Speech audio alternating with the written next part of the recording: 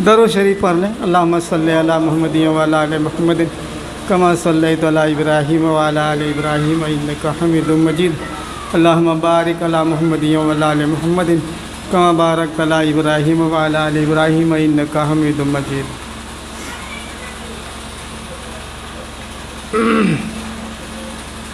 बुजुर्गों, भाइयों, दोस्तों, साथियों, शुक्र है, अल्लाह का करम है, मेहरबानी अल्लाह ताला हम सबों को दीनी माहौल में जमा होने की तौफ़ीक़ अता फ़रमाई है। अल्लाह हमारे जमा होने को बेहद कबूल फ़रमाए। बुजुर्गों, भाइयों, दोस्तों, साथियों, आज हम लोग जो बैठे हैं ये इल्मी मजालिस है, दरसगाह में बैठे हैं, मदरसे में बैठे हैं, जहाँ अल्लाह उसके रसूल की बातें होती हैं, पढ़ाई होती है। और यही चीज़ है बुनियादी दोस्तों, बुजुर्ग भाइयों, जब तक दीन की तालीम ना हो, हदीस और कुरान की तालीम नहीं हो, तो हमारी रहनुमाई, हमारी आखिरत, हमारी दुनिया का संवरना बड़ा मुश्किल है।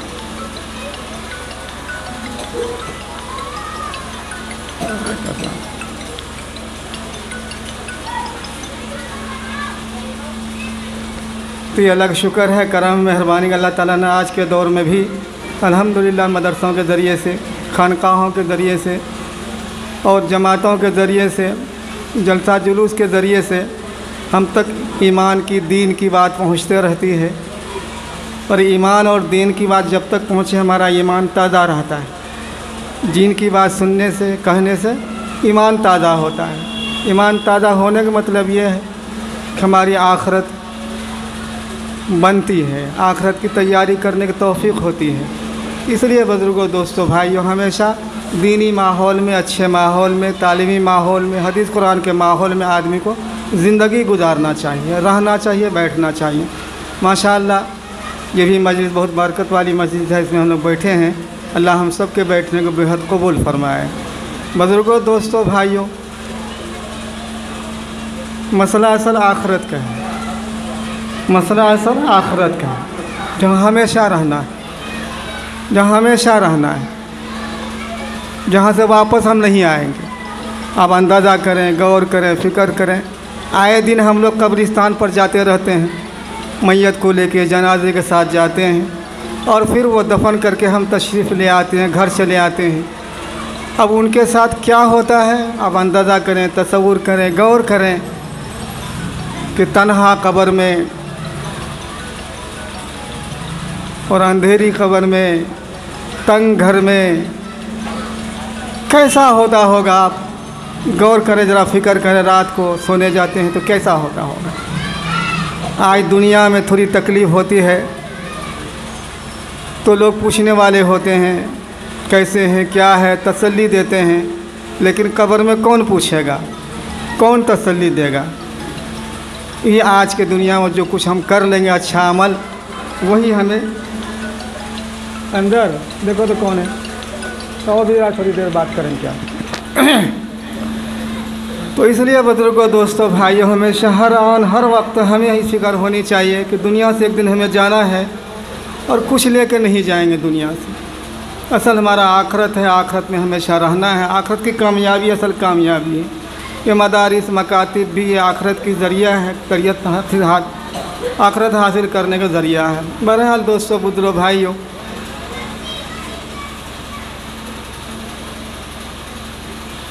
अल्लाह का बड़ा करम है, मेहरबानी है, फ़ज़ल है कि अल्लाह ताला हम सबों को ईमानदार बनाया है, मुसलमान बनाया है, मोमिन बनाया है, ईमान की दौलत से नवाजा है। दोस्तों, बुजुर्ग भाइयों, सबसे बड़ी कीमती दौलत आदमी के लिए ईमान ही है।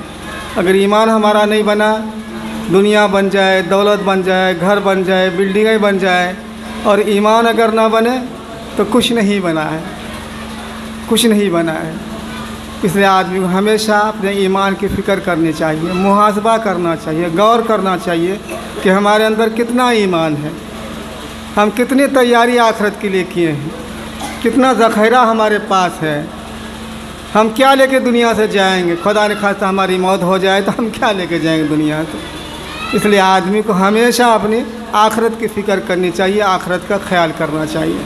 जो आदमी आखिरत की फ़िक्र करते रहेगा, मुहासबा करते रहेगा, सोचता रहेगा, तो आदमी आखिरत की तैयारी करेगा, आखिरत के लिए ज़ख़ीरा जमा करेगा, आखिरत के लिए पूंजी जमा करेगा। तो इसलिए मेरे भाई बुज़ुर्गों दोस्तों, हमें आखिरत की फ़िक्र करनी चाहिए, बहुत ही ज़रूरी चीज़ है। बाकी आखिरत की फ़िक्र के लिए इल्म की ज़रूरत है। बहरहाल मदरसे में तालीम होती है, तालीम के सिलसिले से हज़रत बायज़ीद बुस्तामी रहमतुल्लाह अलैह बहुत बड़े बुज़ुर्ग गुज़रे हैं। वो बचपन ही में यतीम हो गए, उनका बाप का इंतकाल हो गया, वालिद का इंतकाल हो गया, और वो कहते चले गए कि बच्चे को तुम अच्छे मदरसे में अच्छे उस्ताद के बाद देना ताकि अच्छा आलिम, नेक आलिम बने। वो बच्चा जब होश संभाला कुछ, उनकी माँ लेकर के करीब के एक मदरसे में गए, एक मौलाना के पास गए, ये बुज़ुर्ग थे, उनके पास गए, कहा कि हमारा बच्चा है बायज़ीद और इसको आप पढ़ाइए, यहाँ तक कि पढ़ा करके वली बना दीजिए। क्या बना दीजिए? वली बना दीजिए। जब तक ये वली ना बने इसको घर जाने नहीं दीजिएगा। उनकी माँ ने उस्ताद से कह दिया कि जब तक ये वली नहीं बने, जब तक आप घर जाने छुट्टी मत दीजिए, इनको वली बना करके ही छुट्टी दीजिएगा। अंदाज़ा कि छोटा सा बच्चा को माँ रखती है, पढ़ करके आलिम हाफिज़ बना करके वली बनाना आसान बात है ईमानदारी के लिए। चुनांचे ये बच्चा बायज़ीद बुस्तामी रहमतुल्लाह अलैह 8 साल मुसलसल मदरसे में पढ़ते रह गए, 8 साल तक घर नहीं गए। 8 साल के बाद वो उस्ताद से कहा कि हज़रत 8 साल हो गया और हमको माँ बहुत याद आती है, वालदा बहुत याद आती हैं, हमें छुट्टी दे दिए, सिर्फ 1 रात की छुट्टी दीजिए, हम आज जाते हैं कल चले आएंगे।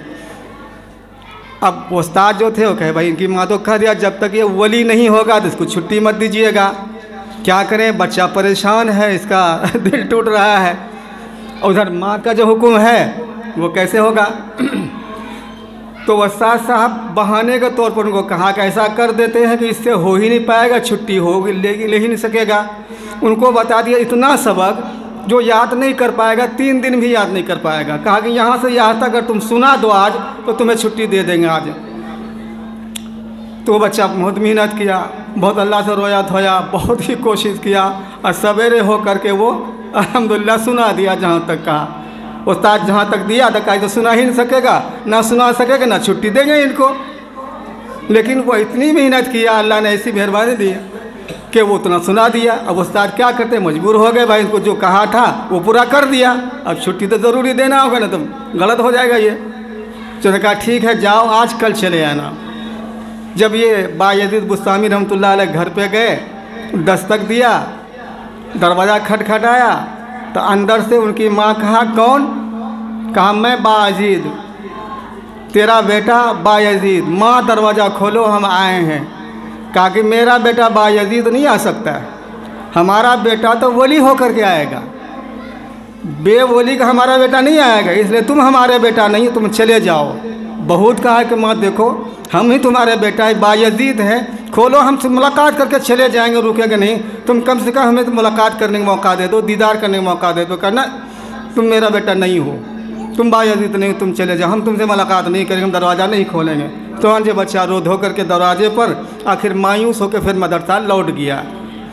फिर मदरसे में 8 साल फिर पढ़ा, 16 साल गया मुसलसल पढ़ा, उस्ताद पढ़ाते रहे। एक दिन रात को नबी पाक सल्लल्लाहु अलैहि वसल्लम ख्वाब में वो उस्ताद को दिखलाया, कहा कि भाई अब तो बायज़ीद वली हो गया, इन्हें क्यों नहीं अपने घर भेज देते हैं। अल्हम्दुलिल्लाह अल्लाह के नबी सल्लल्लाहु अलैहि वसल्लम ने ख्वाब में आकर के उससे कहा, उनके उस्ताद से कि बायज़ीद तो वली हो गया, अब इनको छुट्टी दे दिए, घर चले जाएंगे।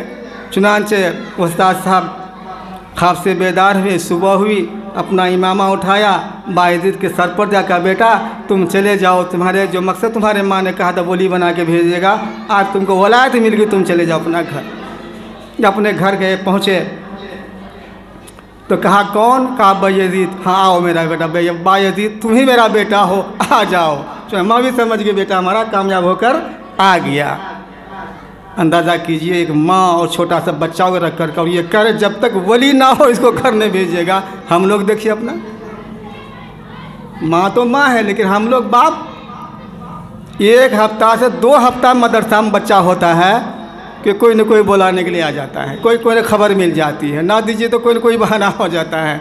ज़रा से घर में कोई शादी हो जाए तो वो बुला लेगा, किसी मोहल्ले में अगर कोई शादी भी आए तो वहाँ बच्चे को लोग बुला लेगा तालीम के। यानी तालीम की अहमियत ही हमारे दिल में नहीं, तालीम की अहमियत ही हमारे दिल में नहीं। आप अंदाज़ा कीजिए क्या। इसलिए मेरे दोस्तों बुजुर्ग भाइयों, तालीम के लिए बड़ी मेहनत की ज़रूरत है, बहुत वक्त देने की, बहुत मशक्क़त की ज़रूरत है। इमाम अबू यूसुफ रहमतुल्लाह अलैह छोटे से थे, इनके बाप इंतकाल हो गया और ये यतीम हो गए। माँ बेचारी मजबूर थी, कमाना खाना कुछ नहीं तो गरीब थी, और पेशे से ये धोबी थे, कपड़ा धोने वाले। तो एक मोहल्ले में धोबी था, इनकी माँ इमाम यूसुफ रहमतुल्लाह की माँ लेकर उनके पास गए, साहब आप हमारे बच्चे को जो कुछ पैसा देंगे, जो उस ज़माने की मजदूरी 2 रुपया 8 आना रहा होगा, कहा ये दीजिएगा, आपके पास आएगा, रोज़ाना आपके साथ कपड़े धोएगा और शाम को जाएगा तो इनको दे देगा ताकि हमारी रोज़ी का मसला चलते रहे, हमारे पास कोई खाने का और कोई ज़रिया नहीं है रोज़ी का। चुनाचे एक दिन वो बच्चा इमाम यूसुफ रहमतुल्लाह जाने लगे। कुछ दिन गए तो देखा कि हज़रत इमाम अबू हनीफ़ा रहमतुल्लाह अलैह की मस्जिद लगती थी और हदीस के दर्द देते थे इमाम अबू हनीफ़ा रहमतुल्लाह अलैह। ये भी थोड़ी देर के लिए देखा तो बैठ गए। इमाम अबू हनीफ़ा रहमतुल्लाह की नज़र पड़ी कि बच्चा तो बड़ा अच्छा लग रहा है। बुलाया, बेटा आओ, कहाँ क्या करते हो? पूछा, कैसी सी बात है कि मेरे वालिद साहब इंतकाल हो गए, माँ सिर्फ तनहा घर में है और कोई कमाने वाला है नहीं, हमको माँ ड्यूटी पर लगा दे धोबी के पास, हम जाते हैं उसके साथ कपड़ा धोते हैं और फिर कुछ पैसा देता है। बोले चले थे कितना रुपये, उस ज़माने को बताया कितना रुपया देता है। कहा बेटा ऐसा करो जो तुम वहाँ छोड़ दो धोबी के पास जाना, तुम हमारे दर्स में बैठो और तुमको हम उतना ही पैसा रोज़ाना देंगे, तुम माँ को ले दे देना। चुनाचे इमाम यूसुफ रहमतुल्लाह अलैह हज़रत इमाम अबू हनीफ़ा के दर्स में बैठते रह गए। और कुछ दिन के बाद धोबी जो माँ के मुलाकात हुई, माँ से कहा कि भाई तुम्हारा बच्चा तो नहीं आता है, तुम जो लगा के गए थे कई दिन से देखा अब तो वो नहीं आ रहा है। लेकिन माँ को ताज्जुब हुआ कि भाई बच्चा तो पैसा तो ला रहा है, बच्चा यूसुफ तो पैसा ला रहा है, फिर कहाँ से पैसा लाता है? तो पूछा कि बेटा ये तुम पैसा ला रहे हो, तुमको पता लगा तुम धोबी के पास जाते भी नहीं, उसके साथ काम भी नहीं करते हो, फिर ये पैसा कहाँ से आता है, तुम्हारा रुपया कहाँ से लाते हो तुम रोज़ाना?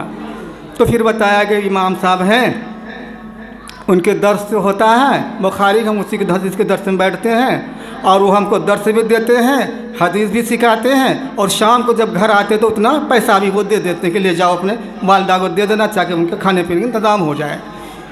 तो बड़ा ताज्जुब हुआ।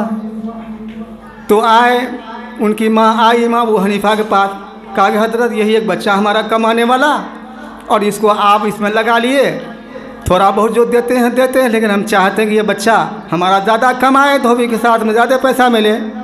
कहा कि बीवी आप फिक्र ना करो, ये बच्चा एक दिन आपका इतना बड़ा इमाम बनेगा और इतना अल्लाह ताला इनको नवाजेगा कि बाहर के दुनिया से इसके लिए फल फ्रूट मेवा और मगज़ियात ये खाएंगे, ऐसी चीज़ बड़े बड़े बादशाहों को मुयस्सर नहीं होगा।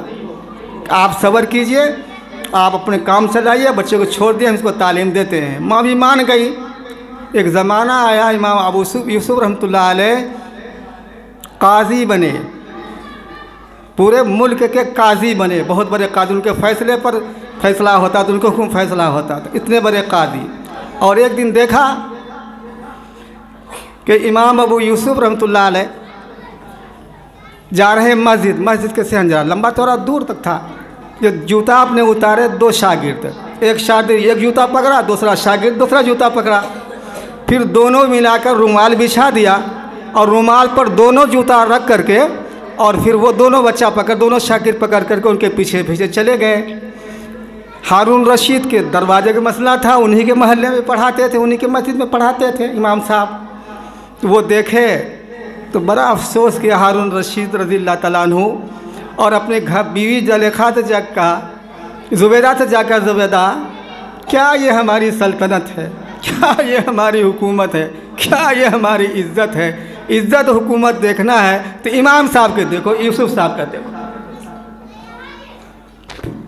तो जूता खोलते ही दो बच्चा उनका दोनों शागिर्द जूता उठा लिया। फिर दोनों कहा कि हमको दोनों जूता का शर्फ मिले, तो दोनों रूमाल बिछाकर दोनों जूता रखकर दोनों पकड़ के लेकर चले गया। बताओ क्या कदर उनकी है, अल्लाह ने क्या नवाजा उनको। और जब इमाम यूसुफ रहमतुल्लाह अलैह के पास जब वो मग़ज़ियात, वो खाना, वो ग़िज़ा आता था बाहर से, तो देख के असस करते थे वह क्या अल्लाह ने नवाजा है। एक बार इमाम यूसुफ रहमतुल्लाह अलैह को छींक आई, और छींकने के बाद तो क्या कहते हैं, अल्हम्दुलिल्लाह कहते हैं कि नहीं कहते हैं। छींक जब आती है तो अल्हम्दुलिल्लाह कहना था। तो मसला है कि अगर लोग ज़्यादा हैं तो अल्हम्दुलिल्लाह आहिस्ते कहिए, क्योंकि अगर वो छींकने वाला ज़ोर से अल्हम्दुलिल्लाह कहा तो आपको भी लाजिम है कि उनके सवाब का जवाब दिया, रहमकल्ला जवाब देना ज़रूरी है, नहीं तो गुनहगार हो जाएंगे। चुनांचे एक बार इमाम यूसुफ रहमतुल्लाह अलैह को छींक आई और ज़ोर से, और कहा ज़ोर से अल्हम्दुलिल्लाह। तो जितने शागिर्द मस्जिद भरे हुए तो उन्होंने कहा यरहमुकल्लाह। इतने ज़ोर से कहा कि हारून रशीद बादशाह का महल का कंगड़ा हिलना शुरू, जैसे जलजला आ गया हो ऐसा हो। शागिर्द के छींक के जवाब में इतनी आवाज़ हुई और लगा कि जैसे जलजला आ जाए, उनके महल हिलने लगा। तो हारून रशीद रज़ियल्लाहु ताला अन्हु घबरा के उठे बिस्तर से, दौड़ के आए मेरे घर में। घर वालों ने कहा क्या जलजला तो नहीं आ गया, क्या हो गया, घर वाला परेशान हो गया। तो उनकी बीवी ने कहा नहीं जलजला नहीं आया। इमाम यूसुफ ने अपने छींका, उसके जवाब में उनके साथियों ने जो कहा उसके रहमकल्लाह, उसकी आवाज़ से पूरा महल दहल गया, महल में गोया जलजला सा आ गया। अल्हम्दुलिल्लाह, अंदाज़ा किए कितना। अब्दुल्ला बिन मुबारक रहमतुल्लाह अलैह के दर्स में 40,000 शागिर्द होते थे। जब हदीस का दर्स वो देते थे, हदीस पढ़ाते थे, 40,000 और 1100 आदमी, 1100 लोग खड़े होकर के चार, उनके बाजा का ज़माना तो था नहीं, तो 1100 आदमी सिर्फ उसके आवाज़ को पूरे मजमा में पहुंचाते थे। अंदाज़ा कीजिए कितना बड़ा मजमा होगा। 40,000 शागिर्द होते थे एक एक दर्स के अंदर। अल्लाहु अकबर, अंदाज़ा किए। इसके बारे में आया है कि जब इंतकाल होने लगा अब्दुल्ला बिन मुबारक रहमतुल्लाह अलैह का, तो बुलाया बच्चों सबको, कहा कि बेटे हमें जब आखिरी हमारा वक्त हो तो हमें चरपाई से नीचे उतार देना। कहा अजीब बात है, क्यों? कि नहीं, मेरे चरपाई से मुझे उतार करके ज़मीन पर रख देना, चरपाई से उतार करके हमें ज़मीन पर रख देना। क्या हुक्म था, चुनांचे उसको चरपाई से नीचे ज़मीन पर रख दिया। और अब्दुल्ला बिन मुबारक रहमतुल्लाह अलैह अपनी दाढ़ी को, अपने चेहरे को ज़मीन से रगड़ते थे, कहते थे या अल्लाह ताला अब्दुल्ला पर रहम फरमाइए, अल्लाह अब्दुल्ला पर रहम फरमा, या अल्लाह अब्दुल्ला पर रहम फरमा। बताइए जिसके शागिर्द 40,000 से ज़्यादा हों और वो मरते वक्त कहें अल्लाह ताला इस दाढ़ी, सफ़ेद दाढ़ी का लाज रख लीजिएगा, और दाढ़ी को ज़मीन पर रगड़ते थे, नाक को ज़मीन पर रगड़ते थे और कहते अल्लाह ताला अब्दुल्ला पर रहम कीजिएगा, रहम खाइएगा, हमारा कोई भरोसा नहीं आखिरत में क्या होगा। अंदाज़ा कीजिए, अंदाज़ा कीजिए हम सब हमारा क्या हाल है।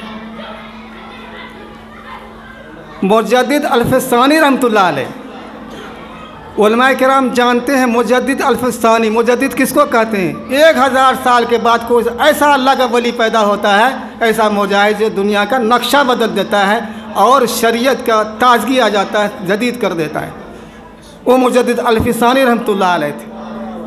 वो फरमाते हैं कि मैं तसन्नुअ नहीं करता हूँ, मैं हकीकत कहता हूँ कि मैं सबसे ज़्यादा गंदा हूँ, शायद हमसे मजूसी अच्छा है, मजूसी के कुत्ता अच्छा है, और ये मैं तसन्नुअ नहीं करता हूँ। अब मैं अपने को पाता हूँ, लगता है कि जैसे कि जो किरामन कातबीन है, नेकी के लिखने वाला फरिश्ता, बदी के लिखने वाला है नहीं, हर एक इंसान पर 2 फरिश्ता मुस्तैद है और मुसल्लत है, उनको किरामन कातबीन बोलते हैं, किरामन कातबीन बोलते हैं। कहते जो ये हमारे फरिश्ते नेकी के लिखने वाले यूँ कलम लेके बैठे हुए हैं, वो कुछ नहीं लिखते हैं, मेरे नमाज में कोई अच्छाई है ही नहीं, क्या लिखेंगे। और बदी के लिखने वाले, गुनाह के लिखने वाले फरिश्ते कलम चला रहे, निकलते जा रहे हैं, गोया सियाही हमारे नाम आमाल में भरा हुआ। और आखिर में कहते थे अल्लाहुम्मा मग़फ़िरतुका औसमी ज़ुनूबी, अल्लाह ताला आपकी मग़फ़रत हमारे गुनाह से ज़्यादा वसी है, वो रहमतुका अर्जा मिन इंद अमली, और आपका रहमत की ज़्यादा उम्मीदवार हैं अल्लाह ताला, अमल से हमारे पास अमल कुछ नहीं थी, रहमत के उम्मीदवार हैं। चुनांचे इस कदर बताइए तवाज़ु, अल्लाहु अकबर कहा नहीं जा सकता। कितने हमारे बड़ों में और बुज़ुर्गों के दिल में तवाज़ु थे। अल्लाह ताला हम सबको कबूल फरमाए, तवाज़ु नसीब फरमाए। वक्त ज़्यादा हो रहा है, वक्त ज़्यादा हो रहा है। दोस्तों आप देख रहे हैं NB मीडिया यूट्यूब चैनल। इस तरह का वीडियोस आपको मिलता रहेगा। लाइक और सब्सक्राइब जरूर कर लेना और इस वीडियोस को अपने दोस्तों में शेयर जरूर करना। फिर मिलते हैं एक और अच्छी वीडियोस लेकर, तब तक इजाज़त दीजिए। अस्सलाम वालेकुम, खुदा हाफिज़।